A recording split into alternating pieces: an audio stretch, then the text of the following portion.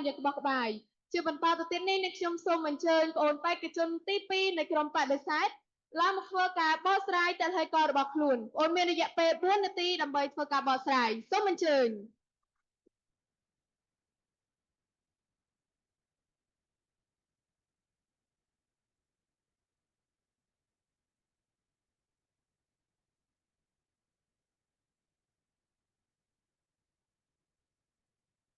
មិត្តបានលើកឡើងអំពីចំណេះដឹងផ្នែកបច្ចេកវិទ្យានិងនវានុវត្តន៍ប៉ុន្តែបើយុវជនមិនមានមនសិការជាពលរដ្ឋល្អទេន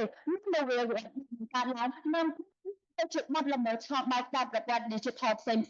ហេតុដូច្នេះហើយទាមទារឲ្យយុវជនសតវត្សទី21មានមនសិការជាពលរដ្ឋល្អដែលពួកគាត់មានមនសិការជាពលរដ្ឋល្អនឹងចេះប្រើប្រាស់ប្រកបដោយទំនួលខុសត្រូវបម្រើផលប្រយោជន៍សង្គមដើម្បីអភិវឌ្ឍជាតិ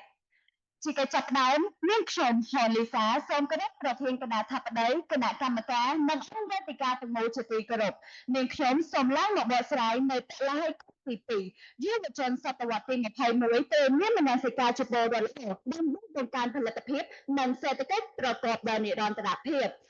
វេទិកាទាំងនោះបច្ចុប្បន្នមិនខ្វះទេយុវជនកំពុងប្រើប្រាស់ចំណេះដឹងប៉ុន្តែសូមចាត់សួរថាតើយុវជនដែលមានមនសិការជាពលរដ្ឋល្អគិតពីប្រយោជន៍រួមហ៊ានដើរចេញពីតំបន់សិទ្ធិស្រួលរបស់ខ្លួនដើម្បីជំរុញផលិតភាពក្នុងសេដ្ឋកិច្ចជាតិស្ថិតក្នុងកម្រិតច្រើនប៉ុណ្ណាយោងតាមវេទិកាយុវជនក្រុមប្រឹក្សាសេដ្ឋកិច្ចនិងសង្គមឆ្នាំ2026បង្ហាញថាយុវជនជាកម្លាំងស្នូលជាង60%នៃប្រជាជនកម្ពុជាមានអាយុក្រោម35ឆ្នាំហើយការលើកកម្ពស់មនសិការពលរដ្ឋល្អក្នុងចំណោមយុវជនព្រោះមានការផ្លាស់ប្ដូរវប្បធម៌ការងារផ្ដោតសំខាន់លើគុណភាពគ្មានការកេងប្រវ័ញ្ចនិងបង្កើនទំនួលខុសត្រូវខ្ពស់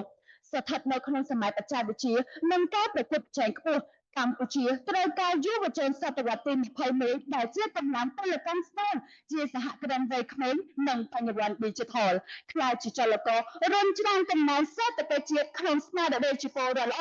មិនយកចំណេះដឹងទៅឲ្យបរទេសឬប្រើប្រាស់បង្កបញ្ហាអសន្តិសុខឬតែចំណូលផ្ទាល់ខ្លួនឡើយស្របនឹងផែនការយុទ្ធសាស្ត្រយុវជនក្នុងសហជីពមាតុភូមិឆ្នាំ2023ដល់2028បានកំណត់គោលដៅកសាងសមត្ថភាពជំនាញវិជ្ជាជីវៈនិងបំណងរបស់យុវជនឲ្យមានសមត្ថភាពនិងមានគុណវុឌ្ឍិគ្រប់គ្រាន់ប្រកបដោយភាពវិជ្ជមានហើយចេះត្រូវចាប់យកឱកាសដើម្បីអភិវឌ្ឍសេដ្ឋកិច្ចផ្ទាល់ខ្លួនគ្រួសារនិងសង្គមជាតិទន្ទឹមនឹងនេះរដ្ឋាភិបាលកម្ពុជាក៏បានបង្កបរិយាកាសអំណោយផលតាមរយៈការដាក់ចេញនូវគោលនយោបាយមានជាអាចគោលនយោបាយជាតិស្តីពីការអភិវឌ្ឍយុវជនគោលនយោបាយស្តីពីការរកជាតិនិងកីឡានិងគោលនយោបាយស្តីពីការអប់រំបណ្ដុះបណ្ដាលបច្ចេកទេសនិងវិជ្ជាជីវៈជាដើមជាទឹកតាំងយោងតាមសន្និសីទនាក្រូសេដ្ឋកិច្ចកម្ពុជាប្រចាំឆ្នាំលើទូនាទីរបស់សហគ្រាសធុនតូចនិងមធ្យមក្នុងសេដ្ឋកិច្ច Digital កម្ពុជាបង្ហាញថា99.8%នៃចំនួនអាជីវកម្មសរុបទូទាំងប្រទេសគឺជាសហគ្រាសធុនតូចនិងមធ្យមដែលភាគច្រើនមានយុវជនជាសហគ្រិនចូលរួមផ្តល់ឱកាសការងាររហូតដល់ទៅ74%រួមចំណែកប្រមាណ58%នៃផលិតផលក្នុងស្រុកសរុបរបស់សេដ្ឋកិច្ចកម្ពុជានេះសបញ្ជាក់ថានៅពេលដែលយុវជនមានមនសិការជាពលរដ្ឋល្អ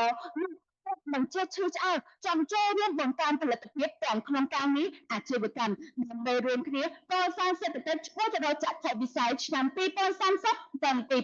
2050ដូចនេះសូមយុវជនទាំងអស់រួមគិតរួមធ្វើរួមច្នៃប្រឌិតនិងពង្រឹងឲ្យបាននៅការឲ្យតម្លៃផលិតផលក្នុងស្រុកហើយការលែងប្រើប្រាស់មិននាំចូលទំនិញសៀនជាដាច់ខាតខ្មែរស្រឡាញ់ខ្មែរខ្មែរប្រើប្រាស់ផលិតផលខ្មែរជាមោទនភាពជាតិខ្មែរសូមគោរពអរគុណនិងសូមអរគុណ